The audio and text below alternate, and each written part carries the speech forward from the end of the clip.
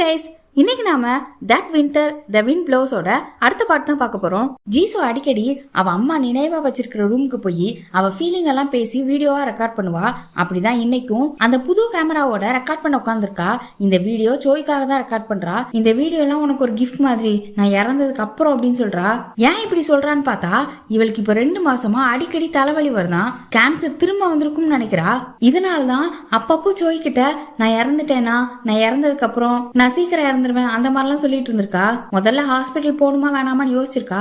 ஏற்கனவே சின்ன வயசுல இவளுக்கு பிரெயின் டியூமருக்கு ட்ரீட்மெண்ட் பண்ணிருக்காங்க, சர்ஜரி எல்லாம் பண்ணி கீமோதெரப்பி எல்லாம் கொடுத்துருப்பாங்க போல. இப்ப திரும்ப அதே கஷ்டத்தை அவ அனுபவிக்க விரும்பல.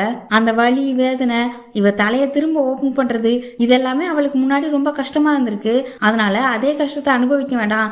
அது மட்டும் இல்லாம இவன் வேற ஊருக்கு கிளம்ப போறான்ல, இந்த டைம் எல்லாம் வேஸ்ட் பண்ணாம அவன் கூட டைம் ஸ்பெண்ட் பண்ணணும்னு ஆசைப்படுறா. இன்னொரு பக்கம் ஜோய் வீட்டுக்கு வந்து அந்த டான்ஸ் சொன்னதெல்லாம் நினைச்சிட்டு சவர்ல நனைஞ்சிட்டு இருக்கான். அந்த டான்ஸ் சொல்லிருப்பான்ல, நீ எப்படி இந்த மாத்திரைய உன் போலி தங்கச்சிக்கு தான் கொடுப்ப, உன்னை பத்தி எனக்கு நல்லா தெரியும், நீதான் சரியான குப்பையாச்சு அப்படின்னு அதெல்லாம் யோசிச்சு பார்த்துட்டே நிக்கிறான். அப்புறம் பாத்ரூம்ல இருந்து வெளியில வந்தா ஜீசு அவனுக்காக அவன் ரூம்ல வெயிட் பண்ணிட்டு இருக்கா. நீ மன்னிப்பு கேப்பன்னு தான் வந்தேன், இந்த 21 வருஷத்துல என்னை யாருமே திட்டினது கிடையாது, மன்னிப்பு கேளு அப்படின்றா. அவன் ஏற்கனவே வெக்ஸ் ஆகி போய் தான் இருக்கான். இது தெரியாம ஜீசு வேற வந்து இப்படி பேசிட்டு நிக்கிறா. அவனும் அமைதியா நீ உன் ரூமுக்கு போன்றான். ஆனா இவ கேட்கவே மாட்டேன்றா. மன்னிப்பு கேளு இல்ல ரீசன் சொல்லுன்னு சொல்றா. அவன் திரும்ப திரும்ப ரூமுக்கு போன்னு தான் சொல்றான். அவளுக்கு ஏதோ லைட்டா கையில அடிபட்டு இருக்கும் போல, அதையும் காட்டுறா. ஆனா அவன் அவ கையில எந்த இடத்துல காயம் இருக்குன்னு சொல்லிட்டு போய் மருந்து போட்டுக்கோன்னு சொல்லிடுறான். அவளும் கோமா ரூமை விட்டு வெளியில போயிட்டா. இவ வேற நம்மள இப்படி பண்றாளேன்னு ஜோய்க்கு இன்னும் காண்டாகுது. ஆனாலும் அவ தானே இப்ப முக்கியம்னு அவளை சமாதானப்படுத்த அவ ரூமுக்கு போலான்னு வெளியே வரான். பார்த்தா அவ ரூமுக்கு போகவே இல்ல.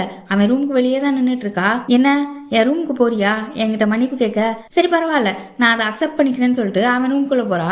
ஜோய் அந்த டான் கொடுத்த மாத்திரையை வேற எடுத்துட்டு வந்துட்டான் போல. அங்க சேர் பக்கத்துல உள்ள டேபிள்ல தான் இருக்கு. அதுக்கு பக்கத்துல தான் ஜீசுவும் உட்கார்ந்துருக்கா. இப்ப ஜீசு ஜோய் கிட்ட ஏன் இப்படிலாம் நடந்துக்கிற, இன்னைக்கு ஏன் இவ்வளவு கோவமா இருந்த, இப்பவும் அப்படிதான் இருக்க அப்படின்னு சொல்ல, அவனும் நான் ஹீஜுவோட கல்லறைக்கு போனேன், நேத்துதான் அவ இறந்த நாள், நான் மறந்துட்டேன்னு ரொம்ப சோகமா சொல்ல, அவ மெதுவா அவன் பக்கத்துல போறா. அப்ப அந்த மாத்திரைய டேபிள்ல இருந்து தட்டி விட்டுறா. அது கீழே விழுந்துருச்சு. ஆனா அவ கவனிக்கல. அவன் பக்கத்துல போய் அவனை சமாதானப்படுத்தலான்னு பாக்குறா. ஆனா அவளுக்கு சமாதானப்படுத்தலாம் தெரியல.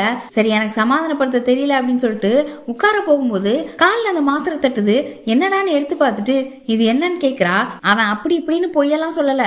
அந்த டேப்லெட் எதுக்குன்னு டைரக்டாவே சொல்றான். இது என் ஃப்ரெண்டு கொடுத்தது, இந்த உலகத்திலேயே இது ஒன்னே ஒண்ணுதான் இருக்கு, நாம சாகணும்னு நினைக்கிறப்போ இதை போட்டுக்கிட்டா எந்த வலியும் இல்லாம துன்பமும் இல்லாம கஷ்டப்படாம நிம்மதியா போய் சேர்ந்துடலாம் அப்படின்னு சொல்றான். அவன் முகத்துல அவ்வளவு சோகம் தெரியுது. இந்த ஜீசுப்புல உடனே இதை எனக்கு தெரியான்னு கேக்குது. அவன் முகத்துல எந்த குழப்பமுமே இல்ல, தெளிவா கேக்குறா.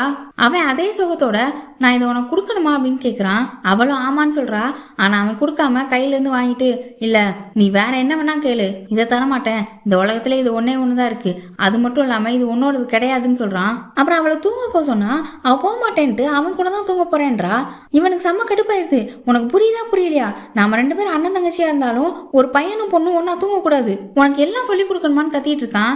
இவ ஆமா நீ அண்ணன் தானே, நீ எனக்கு எல்லாம் சொல்லி கொடுத்தான் ஆகணும், என் அண்ணனும் ஒரு பையன் தான்றது எனக்கு இப்பதான் புரியுது, அண்ணன்னா அண்ணன் தான் நினைச்சிட்டு இருந்தேன், எனக்கு இப்பவும் நீ என்னை விட்டு பிரிஞ்சு போனிய அதே 6 வயசு மாதிரி தான் இருக்கேன், நான் இன்னுமே என் அண்ணன் தான் நினைச்சிட்டு இருக்கேனே தவிர அவன் வளர்ந்த பையன்ன்றது எனக்கு ஞாபகம் இல்ல.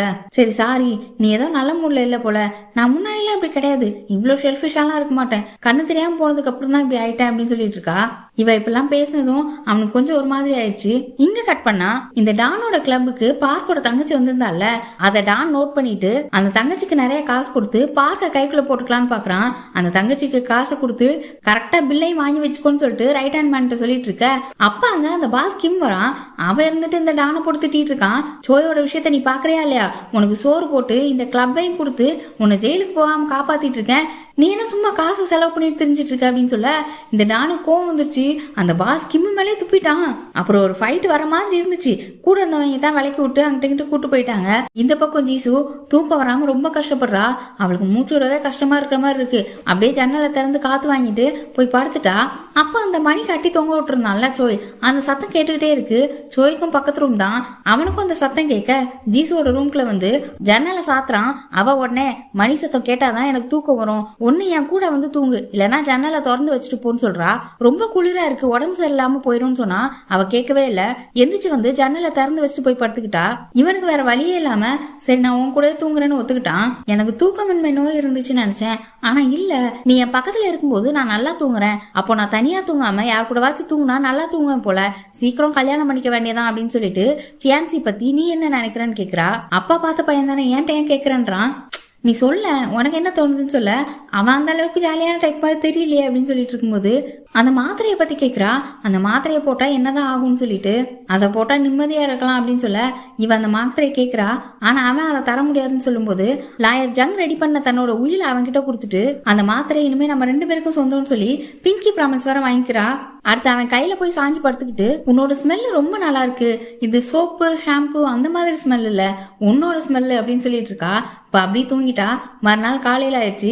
காலையில விடிஞ்சு விடியாமலும் இந்த 3 ஜீசுவோட வீட்டுக்கு வந்து ரகலை பண்ணிக்கிட்டு இருக்கா. வேலைக்கார பொண்ணு நீங்க யாரு அப்படின்னு கேட்க, நான் ஜீசுவோட ஃப்ரெண்டு, அவளை பார்க்க போறேன்னு சொல்ல செக்ரட்டரி வாங்க வந்துடுறாங்க. இந்த நேரத்துல என்னமா காலையில 7 மணி கூட ஆகல அப்படின்னு சொல்ல, நான் இப்ப உடனே ஜீசுவை பார்க்கணும் அப்படின்னு சொல்லிட்டு வேகமா போறா. பார்க்க அவளை பாத்துறான். பார்த்து அவன் பதறி போயிட்டான். நேரா சோயோட ரூம் கதவை தான் திறந்து பாக்குறா. ஆனா அவன் அங்க இல்ல. உடனே ஜீசுவோட ரூம் எங்க இருக்கு அப்படின்னு கோவமா பார்க்க பார்த்து கேட்டுட்டு ஜீசுவோட ரூமுக்கும் போறா. பார்க் ஜீசு ரூம் கதவு முன்னாள் நின்னுட்டு மூணை தடுக்கிறான். அப்ப மூணு பார்க்க புடிச்சு தள்ள கதவை திறந்துகிட்டு பார்க் ஜீசு ரூமுக்குள்ள போய் சுவர்ல மோதுறான். ஜீசு ரூம்ல ஒரு பெயிண்டிங் இருந்துச்சுல, அந்த பெயிண்டிங் நகண்டுட்டு பின்னால பார்த்தா ஒரு சேஃப் இருக்கு. பார்க் இதை நோட் பண்ண மூணை பார்த்தா சோயும் ஜீசுவும் ஒரே பெட்ல படுத்திருக்கிறத பார்த்து செம்ம கடுப்புல நிக்கிறா. அப்புறம் செக்ரட்டரி வாங்க வந்துடுறாங்க. இங்க எதுவும் தப்பா நடக்கிற மாதிரி உங்களுக்கு தோணலையா அப்படின்னு மூணு கேட்க, இந்த பார்க் அவளை வேகமா வெளியில வா அப்படின்னு சொல்லி எடுத்துட்டு போயிட்டான். செக்ரட்டரி வாங்குக்குன்னா செம்ம கோவம், 2 பேரும் எப்படி ஒன்னா தூங்குவாங்க அப்படின்னு. அப்புறம் வேகமா போய் ஜன்னலை திறந்து விட அந்த மணி சத்தம் கேட்டு சோய் முழிக்கிறான். இந்த பார்க் மூணு கீழே கூட்டிட்டு போய் என்ன நினைச்சிட்டு இருக்க, எல்லாம் நம்ம பிளான் பண்ண மாதிரி தானே போயிட்டு இருக்கு, எதுக்கு இந்த மாதிரி பண்ணிட்டு இருக்க அப்படின்னு கேட்க, என்ன அவங்க 2 பேரும் ஒன்னா தூங்கணும்ன்றது பிளான்ல இருக்கா அப்படின்னு கேட்க, சோய் சாகக்கூடாது அப்படின்னா அவனுக்கு காசு வேணும், அதுக்கு அந்த ஜீசு கூட க்ளோஸா இருந்துதான் ஆகணும், அதுக்காக தான் பீச்சுக்கு போனான், இப்பவும் க்ளோஸா இருக்க ட்ரை பண்றான் அப்படின்னு சொல்ல இந்த மூணு அவனை அடிக்க போறா. அவங்க 2 பேரும் ஒன்னா தூங்குனாங்க அவ்வளவுதானே, அவங்களுக்கு அவங்க அண்ணன் தங்கச்சி தான் அப்படின்னு சொல்றான். ஆனா அவ கேட்க மாட்டா, அது எப்படி அண்ணன் தங்கச்சினா ஒன்னா தூங்குவாங்களான்னு சொல்ல, நானும் என் தங்கச்சும் தான் ஒன்னா தூங்குவோம் எங்க வீட்டுல அப்படின்னு சொல்லிட்டு இருக்கும்போது அங்க ஜீசு வந்துடுறா. பார்க்கும் அவகிட்ட எதுவும் சொல்லிடாதுன்னு சொல்ல இந்த மூணு ஜீசுவ வா போய் காஃபி குடிச்சிட்டு வரலாம் அப்படின்னு கூப்பிடுறா. என்ன பண்ண காத்துட்டு இருக்கான்னு தெரியல. இந்த பக்கம் செக்ரட்டரி வாங் சோயும் ஜீசுவும் ஒன்னா தூங்கிட்டு இருந்தனால சோயை புடிச்சு திட்டிட்டு இருக்காங்க. இப்ப எதுக்கு திட்டுறீங்க, நானும் ஜீசுவும் ஒன்னா தூங்கினா என்ன, அவன் என் கையில படுத்திருந்தா அவ்வளவுதான், அவளுக்கு இன்சம்னியா இருக்குன்னு உங்களுக்கு தெரியாதா, இத்தனை நாள நீங்களாம் நிம்மதியா தூங்கிட்டு இருந்தப்போ ஜீசு தூக்கம் இல்லாம கஷ்டப்பட்டுட்டு இருந்திருக்கா, ஒரு நாள் கூட அவன் நிம்மதியா தூங்கின இல்ல, அதெல்லாம் உங்களுக்கு தெரியுமா, ஜீசுவோட அம்மான்னு சொல்லிட்டு இருக்கீங்க, இதெல்லாம் கூட தெரியல, அவளுக்கு ஒண்ணுமே தெரியல, அண்ணன் கூட ஒன்னா தூங்க கூடாதுன்னு கூட தெரியல, இதெல்லாம் நீங்க சொல்லி கொடுத்துருக்கணுமா இல்லையா, அவளுக்கு எதுவுமே தெரியல. எனக்கு ஜீசு இன்னும் 6 வயசு பொண்ணுதான், அதே மாதிரி ஜீசுக்கு நான் இன்னும் 8 வயசு பையன் தான், அவ அந்த இடத்துல இருந்து மூவ் ஆன் ஆகவே இல்ல. எனக்கு ஒண்ணு மட்டும் புரியல, இத்தனை வருஷமா 21 வருஷமா நீங்க கூட இருந்திருக்கீங்க, ஆனா நீங்க அவளுக்கு தேவைப்படல, இப்பதான் வந்து என்ன அவ தேடுறா, இத்தனை நாள் தூக்கம் இல்லாம இருந்திருக்கா, அப்ப உங்களை தேடல, ஏன் அவளுக்கு உங்க மேல நம்பிக்கை இல்ல அப்படின்னு சொல்லி ரொம்ப கத்துறான். உடனே இந்த செக்ரட்டரி வாங்க இதுக்கெல்லாம் சொல்யூஷன் இருக்கு, இப்ப அவளுக்கு கல்யாணம் பண்ணி ஆகணும், அவளுக்கு என்ன பிடிக்கல, நீ எப்படி சீக்கிரம் போக போற, அப்ப கண்டிப்பா அவளுக்கும் அவ ஃபியான்சிக்கும் சீக்கிரம் கல்யாணம் முடிச்சு ஆகணும், நீ கிளம்புறதுக்குள்ள அப்படின்னு சொல்லிட்டு அங்க இருந்து போயிட்டாங்க. இவனுக்குனா செம்ம கோவம் வந்துருச்சு, சோகத்தை போட்டு ஒரு அடி அடிச்சு சோகத்தையே பொழந்துட்டான். அப்புறம் பார்க் வந்து எல்லாம் முடிஞ்சது, இந்த மூணு ஜீசு கிட்ட எல்லா விஷயத்தையும் சொல்ல போறா அப்படின்னு சொல்லி இன்ஃபார்ம் பண்றான். மூணு ஜீசுவ ஜூன்டே ரெஸ்டாரண்ட்க்கு தான் கூட்டிட்டு வந்திருக்கா. அப்போ ஜீசு மூணு கிட்ட சோயும் இவளும் மோட்டார் சைக்கிள் எல்லாம் போயிருப்பாங்கல்ல, அதை பத்தி எல்லாம் சொல்லிருப்பா போல, அங்க ரொம்ப நல்லா இருந்துச்சு, நீ இது வரைக்கும் மோட்டார் சைக்கிள் ஓட்டி இருக்கியா அப்படின்னு மூணை பார்த்து கேட்க அவளுக்கு ரொம்ப கோவமா இருக்கு. சோய் உங்ககிட்ட சொன்னது இல்லையா, என் அக்கா மோட்டார் சைக்கிள்ல போகும்போது தான் இறந்தா, அதுக்கப்புறம் மோட்டார் சைக்கிளே ஓட்ட மாட்டேன்னு சொன்னா, நான் எத்தனையோ தடவை கேட்டும் கூட ஓட்டலையே அப்படின்னு சொல்லி ஒரு மாதிரி கோவமா பேசுறா. ஜீசுக்கு இதெல்லாம் தெரியாதுல்ல, சாரி எனக்கு தெரியாது, ஆனா சோய் எதுவுமே தப்பு பண்ணல, நான் தான் கேட்டேன் அப்படின்னு சொல்ல, உனக்கு ஒண்ணு தெரியுமா, அந்த சோய் நல்லவனே கிடையாது, அவன் உன்னை ஏமாத்துறதுக்காக தான் வந்திருக்கான், அவன் சரியான ஏமாத்துக்காரன்னு சொல்லிட்டு இருக்கா. அங்க சோய் வேகமா ஓடி வந்துட்டு இருக்கான், பார்க்கும் அவனை ஃபாலோ பண்ணி தான் வந்துட்டு இருக்கான். ஆனா அதுக்குள்ள மூணு கிட்டத்தட்ட எல்லாமே சொல்லிட்டா. இனி அடுத்தடுத்து என்ன நடக்க போகுதுன்றத அடுத்த வீடியோல பார்க்கலாம்.